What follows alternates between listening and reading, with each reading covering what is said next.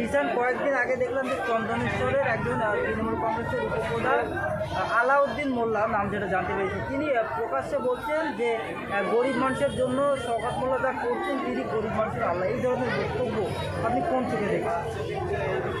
এর আগে মমতা ব্যানার্জিকে আল্লাহর সাথে তুলনা করেছিল, মমতার উম্মত বলে সাধারণ মানুষকে বুঝিয়েছিল উন্নয়ন শেষ হবে না, কোরআন বাইবেল গীতা শেষ হয়ে যাবে, এই ধরনের অবাঞ্ছিত একাধিক মন্তব্য করেছে। তখন স্বঘোষিত মুফতি সাহেবরা, তথাকথিত ইমাম সাহেবরা, পীর সাহেবদের মুখে কথা নেই। এটাই আমাদের দুর্ভাগ্য।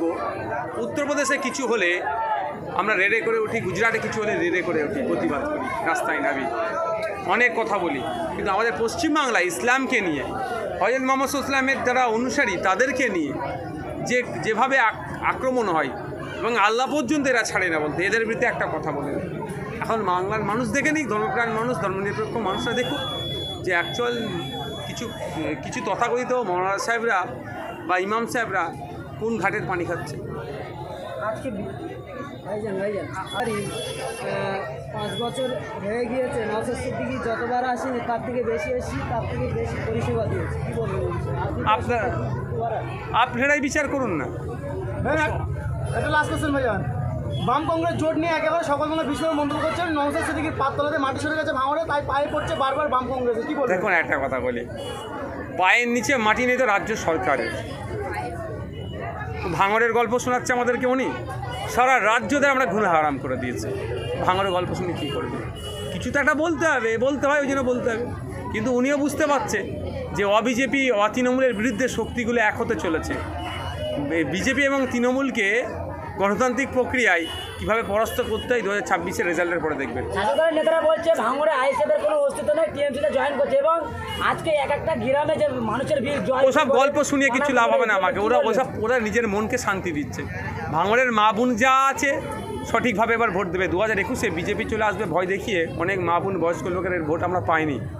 26,151টি ভোটে লিড পেয়েছিলাম। আমার বিশ্বাস, ভরসা এবারে এই লিডটা ডবল হবে।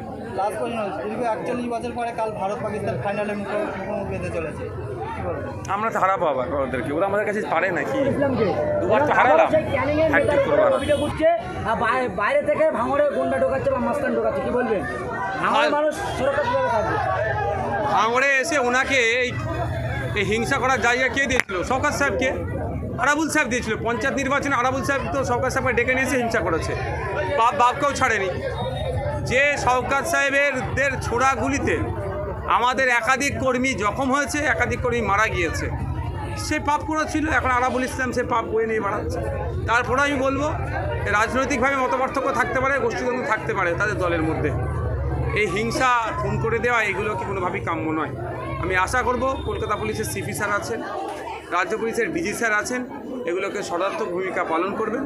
এই ধরনের অবৈধ অস্ত্রশস্ত্র যেগুলো যা আছে উদ্ধার করবে, এলাকাকে শান্তি শৃঙ্খলিত রাখবে। শাসক দলের নেতা যে কেঁদে ফেলতে পারে, তিনি দাবি করছেন আমি ভয়ে কেঁদে ফেলেছি, তাহলে সাধারণ মানুষরা কীভাবে প্রতিবাদ করবে, কী বলবেন? আজকে পশ্চিমবাংলার দুরবস্থাটা কোন জায়গায় পৌঁছেছে এটা বোঝা যাচ্ছে তো।